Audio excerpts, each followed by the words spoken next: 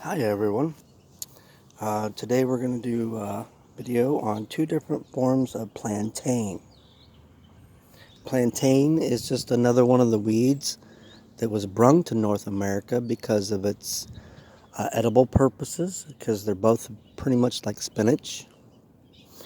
This is the broad plantain. It's in my yard. It's here's narrow plantain. The broad plantain is pretty much in everybody's yard. Here's some more of it. It's like a waxy. It gets fuzzy and it's not so good in a couple months, but right now it's good. They're both pretty much the equivalency of spinach. How good is that? It's spinach. Here's some more of the narrow. It's just like reminds me of green rabbit ears all over the place.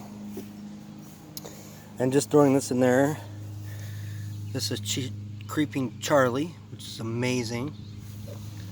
Dandelions, which you can eat. Make dandelion tea, which is kind of like chocolate almost, they compare it to. Anyway, so this is plantain, narrow. You want to boil this one. It softens it up a bit. The other plantain is good, but you can put that right in the salad, just wash it up. Like I said, you want to boil the narrow. You can get a better look at it, kind of, sort of. It's like that. It just blossoms out like a flower, but it's leaves.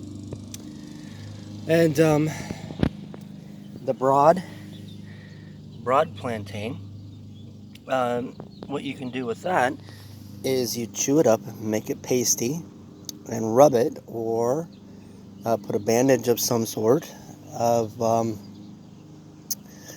and put it on a mosquito bite, snake bite. Yeah, snake bite, and bee stings, and etc. You put it on there, and it takes away. It's an antibiotic. It helps with burns, itching. You can make tea out of the narrow plantain, and that tea helps with ulcers and etc. So these are medicines, and they're food. They're like. I believe what happened was all these things were brung to North America, but people leaned more towards doctors. So instead of going and picking this plant, washing it off, and making a tea out of it, the doctor said, "Here, take this pill, drink this syrup, and pay us." So that's where that's at. All right, so there's two wild edibles right there in our yard.